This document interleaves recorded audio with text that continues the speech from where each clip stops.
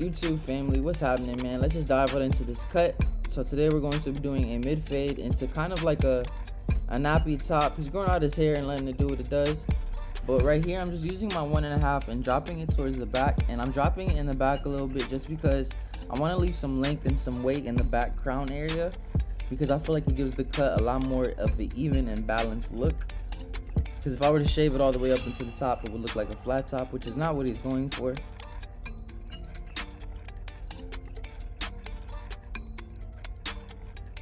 And now to start my bald line, I'm going to start at the end of his eyebrow and then slope it towards the back just slightly. And then I'll go to the back right where I want the fade to drop, and I'll connect it in the middle, right? And the reason I start on the side and then go to the back and meet it in the middle is because if I were to start on the side and drop it as I was setting in my guideline, I might make that drop a little bit uneven, right? I would make one side higher than the other. So what starting on the side and then going in the back and connecting in the middle does is help me make sure that my guideline is even and consistent all the way through the head. So right here, I'm just going to go ahead and bald him out using my GoToFX trimmers once again. I'm just letting the trimmer do the work. I'm not pressing too hard because I don't want to cause any irritation to the client's skin. I'm just balding everything under that guideline that we set in.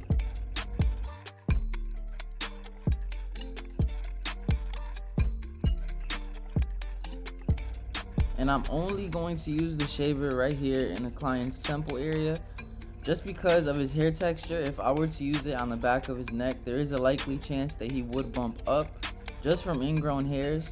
So I'm using it in the temple area because that area usually doesn't have any form of irritation. And then going into our next step, I'm going to use my clipper all the way open, following that same shape that we made with our first guideline. And I'm going up about a full inch just to give myself some room to blend. And I'm just making sure that the length of the guideline is even and consistent.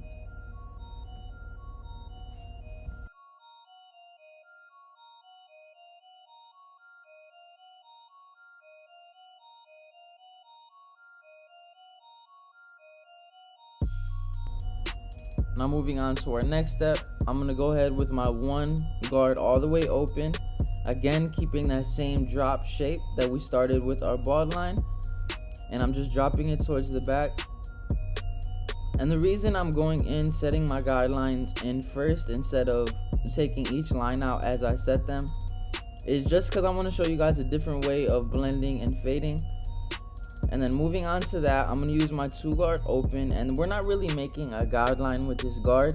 We're trying to blend into the top as best as we can. So I'm going in and I'm flaring out because I don't want to give him a flat top look. He kind of wants that wedge shape look, you know what I'm saying? He wants the sides to come out a little bit. So I'm going in with my 2 guard open and just trying to blend into the top as best as possible.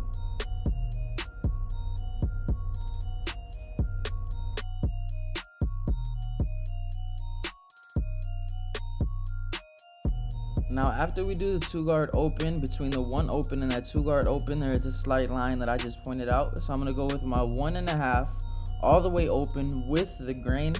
And what this is going to do is lay down the hair before we start blending upwards.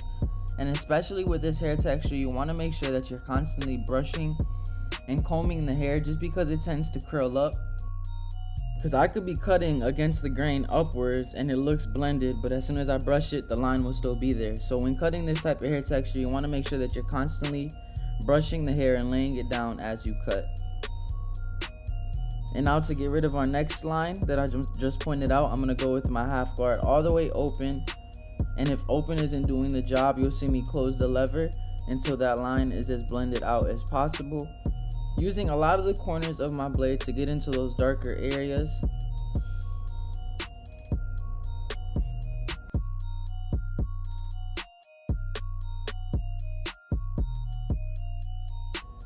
Again, I'm brushing the hair, trying to lay it down, and now I'm going to use my half guard with the grain just to smooth it out. And to get rid of that last line, I'm going to go in with my clipper closed, and then I'll gradually start to open that lever as I move up in the fade. And as we do that, you'll see the blend start to come together. So what I try to do is get through my steps as quickly as possible, my fading system, and then I like to spend a good 10 minutes just detailing that fade and taking it to that next level that gives it that Instagram quality that we all desire to have. So I go through my steps, try to get it as quick as possible without rushing it, right? And then I'll just spend more time detailing, and that's what's gonna separate you from every other barber, right? It's gonna separate you from the average barber and make you an elite barber. And right here, what you're gonna see I did is faded both sides first, and then I'm gonna go ahead and connect it in the back. And what this does is help me to make sure that the sides come together in the back even and consistently, right? Because if I was to fade one side and then go throughout the entire head all in one motion, the fade might be higher on one side, lower on the other. It might not be even and consistent. So I faded both sides first, and then I moved towards the back to connect them in the middle, and this allows me and ensures me that the fade comes together in the back to that nice drop that I want. So now I'm gonna go with my 2-guard open, again the biggest guard that I use, and you'll see me flick out as I move up into the length on top because he wants that wedge look once again. And then right under that 2-guard open, we're gonna use our 1.5, and you'll see me start to play with the lever until that line is as blended as possible. And now for that line directly under that, I'm gonna go with my 1/2 guard all the way open, and then I'll close it gradually as needed. And then you're gonna see how that drop comes together very nicely in the back. You can see it fits his head shape very well already. And then brushing the hair, make sure it's laying down nicely. And now for that line directly under that 1/2 guard, we're gonna go with our clipper closed, and you'll see me open that lever gradually as we move up into the fade. And so far it's coming out pretty clean. This is our first time through with no detail. Like, I could easily send the client out with this cut right here and he would be happy, but as you know, I'm very detailed. I want to separate myself from everybody else and ensure my client that I'm putting 120% into his haircut. So we are going to spend some time detailing. But to connect it to the left side of his head, we're going to do the same thing with our 1/2 guard all the way open, and then we're going to close it gradually as needed.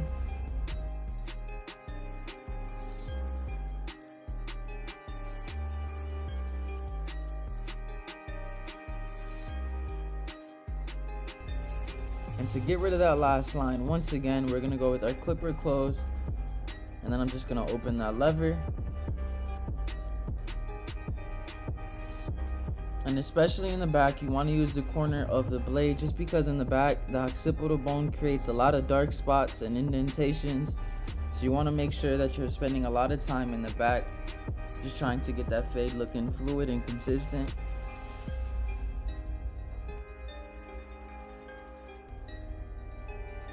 And now to get into that detailing process, what I'm looking for here is just dark areas that I need to get into and lighten up.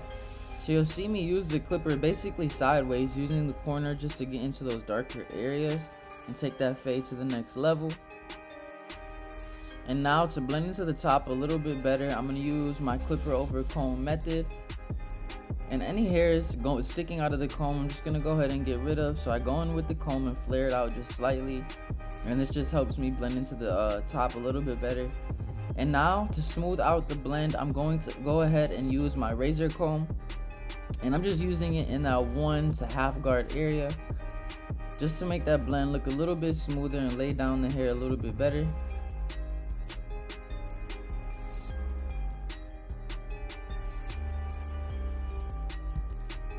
And now getting into the lineup, I'm going to go ahead and taper the hairline slightly with a 1.5 guard. And what this does is just get rid of all those overhang hairs so we can have a longer lasting hairline.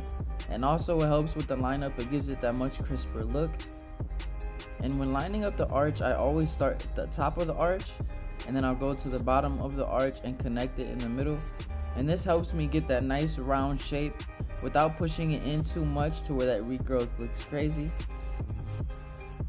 And then you're gonna see me go ahead and line up the box area here in a second. And I'll go ahead and do that on both sides, and then I'll line up the middle. And what this helps me do is get that front hairline straight. So I'm gonna go ahead and start in the middle of the forehead and then move to either the left or the right side, whichever you're more comfortable with. And I want to give the client the crispiest hairline I can possibly give them without pushing them back too much, right? Because you want to keep it as natural as possible. And I'm just pressing lightly. I'm not pressing too hard so where I make the client's forehead super red and irritated. And now to go ahead and take this haircut to the next level, he does not need it. We're going to go ahead and use some color enhancement. This is my Kiss Express using my Sean Cuts Hair Tune 45 card. And I'm just putting it on the hairline where I lined up, and I'm just spraying it lightly, keeping it natural. You don't want to make it too dark. And to give it that more natural dry look, I'm going to go ahead and follow that up with hair fibers.